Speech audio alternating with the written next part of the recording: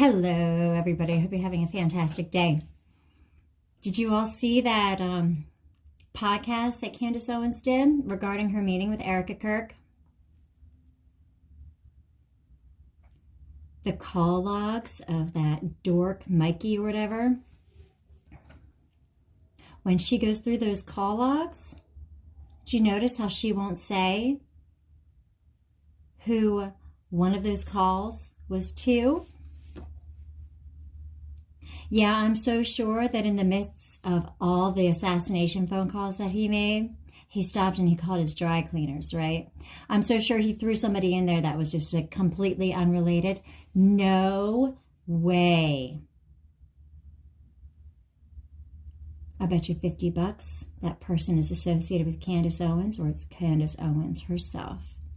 She's obviously protecting somebody. Is it Andrew Tate? Who is it? Somebody involved with their child trafficking network? I think this is a huge clue. We need to get to the bottom of this one. Who is that person that she's covering up for? Is it herself? Watch this. You let me know what you think. Something weird is going on, and I do not trust Candace Owens, not for a second. Here's the clip. Tell me what you think. Is I certainly feel that we were given the impression over and over and over again that the first person Mikey called was Erika, right? He called Erika. We were told this by many people also that he trained, like he almost like went to a camp and trained, and Charlie was like, 1, 2, 3, go, and like fast, 1, 2, 3, go. That's why he walked away. 1, 2, 3, go, and just told him, this is what the first thing you do is. Well, he didn't do that. Actually, the first person he called was his wife. He called Elizabeth McCoy. And then he stayed on the phone with his wife for 10 minutes.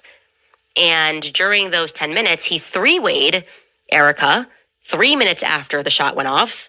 And then he three-ways his father. And then he three-ways a third person who I am not interested in mentioning because it's not relevant. This is Danny McCoy, by the way, is his brother that's in the military, but that's before the shot goes off. Charlie Kirk shot goes off. I had that in detail. Charlie's brought to security. Mikey McCoy calls his wife. They will stay on the phone for 10 minutes. Okay? In that same minute, because we know this, because Blake Neff has given us his call log to his mother, Blake Neff called his mom. His call with his mother lasted 45 seconds. So we're assuming it went to 12:25. It very well could have stayed in 12:24, depending on the millisecond. Blake Neff ends that phone call with his mother. Mikey McCoy, after the phone call with his mother ends, adds Erika to the phone. Okay, so that when he was recapping and he's like, his lips quivering and he's like, I got to call Erika. And he's like, and then I called my mom. That's not right. That's just not right. Okay, Mikey called Erika after Blake Neff ended that phone call with his mother. If call logs are to be believed above, human testimony. Mikey McCoy then drops Erika from the phone call 2 minutes later, and then he adds his father to the phone call. Again, he is this entire time on the phone with his wife. Okay. And then Mikey McCoy ends his phone call with his father. He does call another person who I'm not mentioning because it's just not relevant to anything, not a character in the story rather. And then he ends the phone call with his wife. And a minute later, his brother calls him back and they stay on the phone for 10 minutes. I did not get this from everybody speaking about this Mikey McCoy call log. I know that you guys did not get this. I did not get this. I don't know why she was disappeared from this. Like, you could go, look, the wife wants privacy. No, she was like, getting back to this Hamptons retreat. The thing about the Hamptons retreat, and I communicated this with them, that makes me so uncomfortable is how many little lies were told. I think I've been clear about that.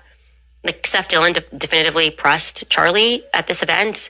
Whether it was in a hypothetical, which it was in a hypothetical, but he got fired up in the hypothetical of Charlie discussing potentially tweeting something against Bibi Netanyahu. It did lead to this firecracker moment. Again, this is one of those things where I go, why am I always being hung out to dry for telling people the truth? Especially when I wasn't going, Seth Dillon killed Charlie Kirk. I just, this happened. It factually happened. And yet everybody's kind of putting out these weird statements and they're not being honest in them. And I was saying to them, that made me feel really weird. I would love to know more about this Bibi Netanyahu offer to fund Turning Point to the next level. At which point Erika said she was not aware of that happening. It is obviously totally possible that that was kept in the business lane of Turning Point USA.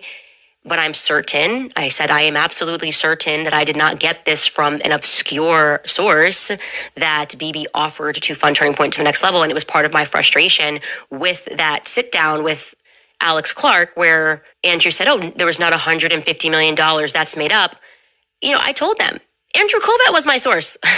Andrew Kovac told me verbatim that Bibi Netanyahu offered to take Turning Point to the next level and that Charlie turned that money. We discussed the Egyptian planes, and I have since worked on an incredible document about the Egyptian planes, which we are going to put up on our website, because I realized that when we shared that spreadsheet, people assumed that one of the columns, which was actually saying where the planes landed on that day, because it was plus or minus 3 days, was exactly where Erika had been on that day, and that was inaccurate. And so for clarity, I had been working on the last week on turning it into an interactive timeline that we can put up on our website, because I am certain that these Egyptian planes are incredibly shady and that they were in fact tracking Turning Point USA faith broader events. Of course, Erika was at some of them, Charlie was at some of them, but it is the pattern here is undeniable. So let the naysayers and people make videos trying to, fifth round debunk these planes.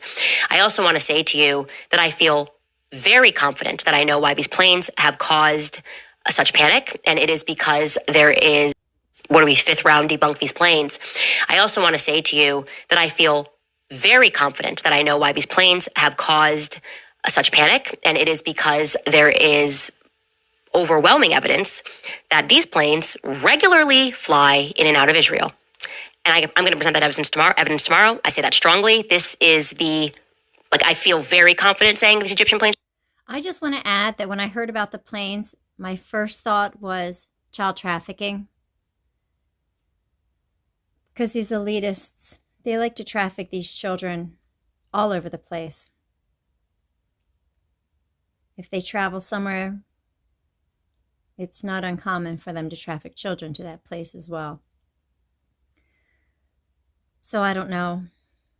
Obviously, I have this is like conspiracy theory, what I'm saying now, because I don't actually have any kind of proof whatsoever that those planes are used for trafficking. But that was just my first thought.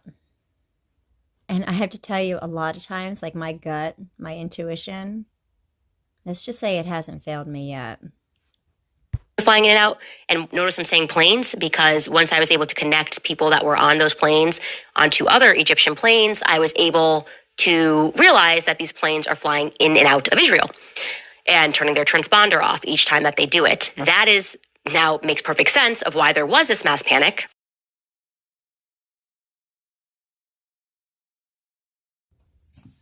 I think it's a clue, and I think it's worth following up on. I want to read this article to you real quick before I continue on.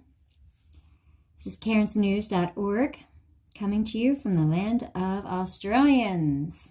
Deep State, Mossad, United States. Whistleblower links U.S. military brass meeting to Kirk assassination. December 11th, 2025.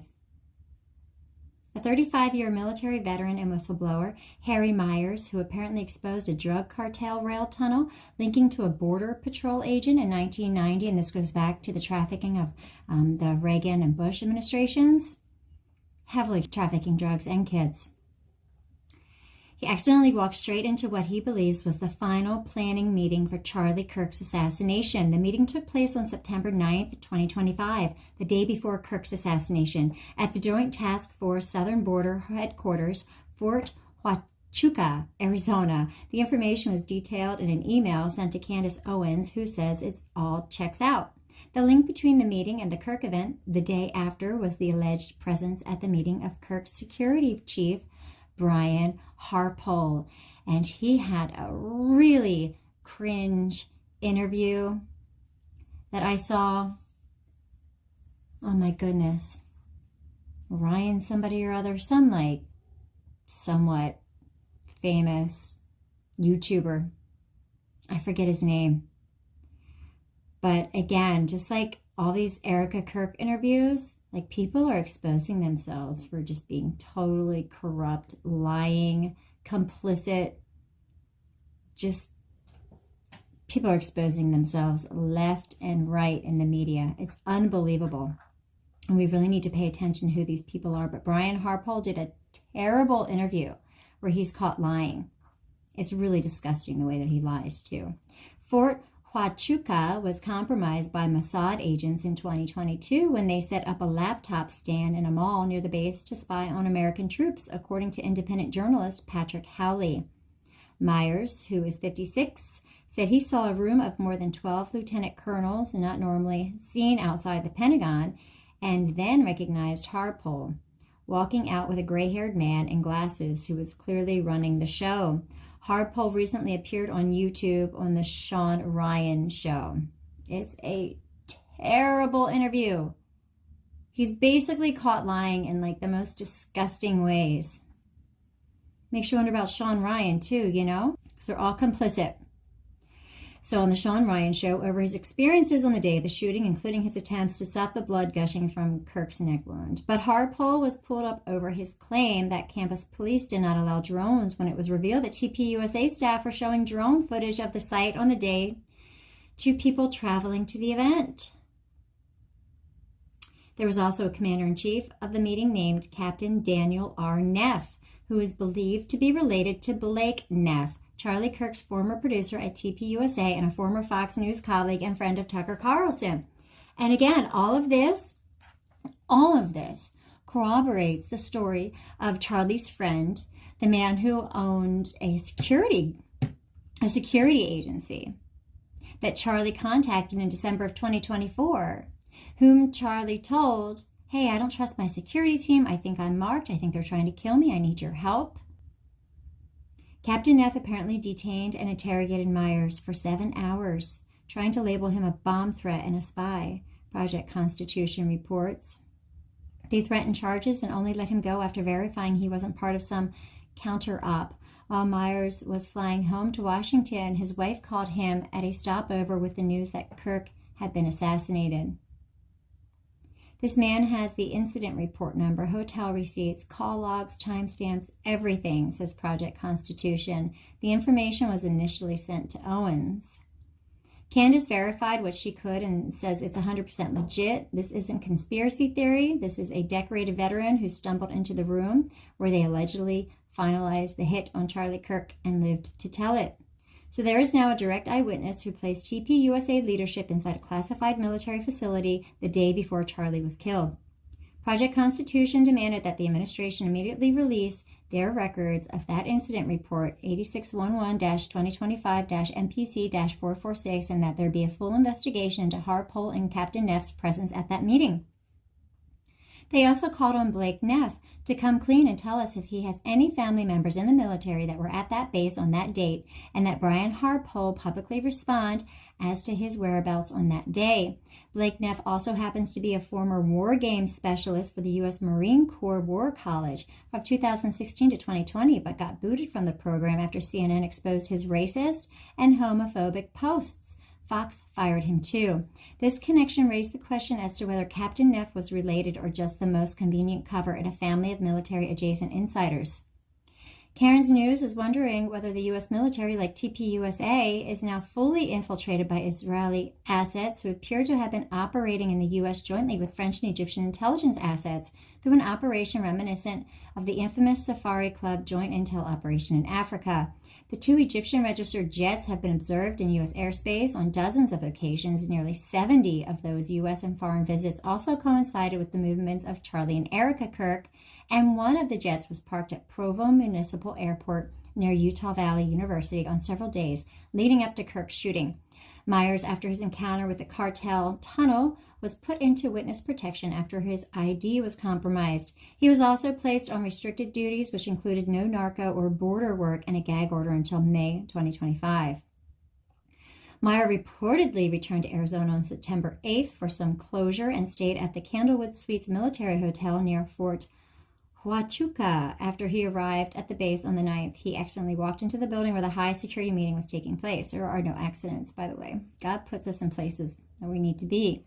Meanwhile, Erika Kirk has gone on a media blitz, attacking Owens and others indirectly for implicating her and Turning Point staff in covering up the investigation. Kirk likened herself to the Old Testament prophet. I didn't know this. Oh my goodness. Who was rebuilding the walls of Jerusalem while certain people mocked. Wow. What a narcissist. I don't have time to address that. My silence does not mean that I am complacent, she told Fox News. Silence does not mean that Turning Point USA and all the handpicked staff that love my husband and my husband loved them is somehow in on it. We are busy building.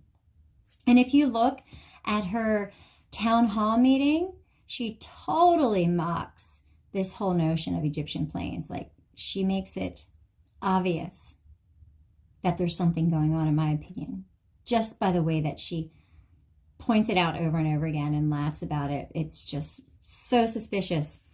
And if Candace Owens wasn't associated with Andrew Tate, I would think that she is doing righteous work here. But yeah, she's got some real sinister ties that I think have to be taken into account. So it's really interesting, don't you think?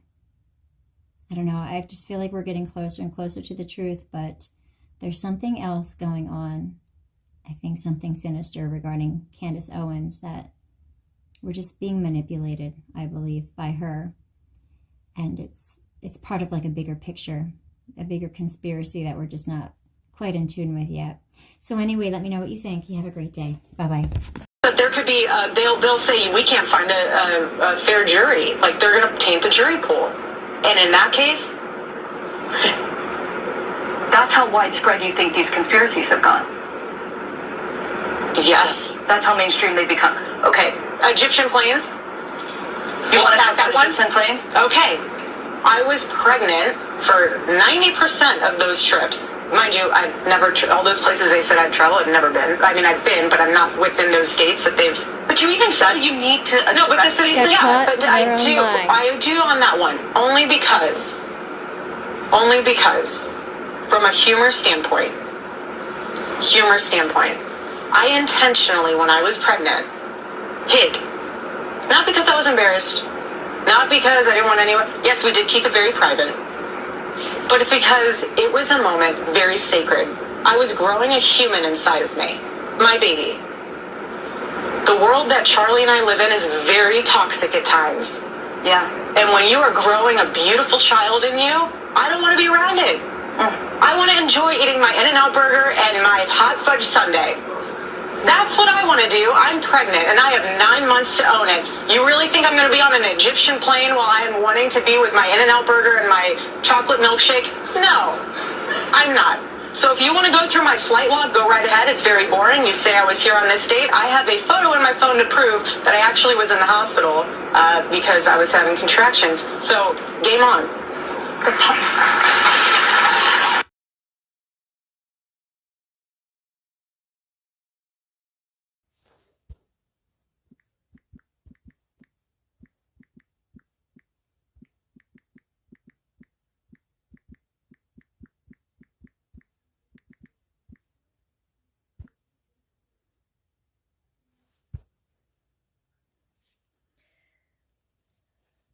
Oh, look at that. Gotta trust your instincts, friends. November 22nd, 2025. This is the first time I'm seeing this. Russia releases proof Egyptian planes linked to Erika Kirk are trafficking children. Erika Kirk trafficked kids to D.C. But you didn't think that she stopped trafficking kids just because she got kicked out of Romania, do you?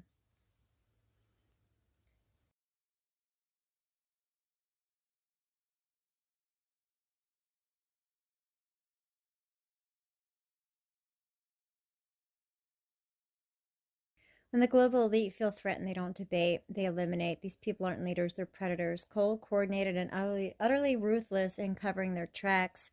When Charlie Kirk stumbled too close to something he was never meant to see, the order went out. For years, Egyptian military intelligence had been tracking one woman across 5 continents. Private jets in Paris, yachts drifting off Cyprus, hidden clinics in remote U.S. towns. And if you remember, she said that she was at the clinic when she got the call about Charlie Kirk. My mind immediately went to those blood vials in that one photo that she had posted, where she's like scooping up a bunch of vials of blood and putting them into a bag. I'm like, I wonder if she's getting blood from the clinic again. And whose blood is it? Is it her kid's blood? And why does she get those vials? Anyway, hidden clinics in remote U.S. towns. Is she taking blood from these children? Erika fronts v. Kirk, yes, that Kirk. A senior officer tied to Russia's Adrenochrome task force has now spoken out. He says Isreal couldn't conduct the operation directly without triggering global scrutiny, so the job was directly outsourced to partners with cleaner access. Egypt took the contract. This dossier on Erika is thick. Odd travel patterns, encrypted transfers, unregistered cargo moving through ports at night. Every trail, every one, loops back to the same nexus of power. Israel's covert trafficking network working in tandem with the U.S. deep state. And buried in those files is the truth they feared most. Charlie Kirk wasn't killed by an enemy. He was betrayed by the very people who stood closest to him. That's what happens when someone brushes against the predators who run the world. And when you hear what the Russians know, you will never see the world the same again.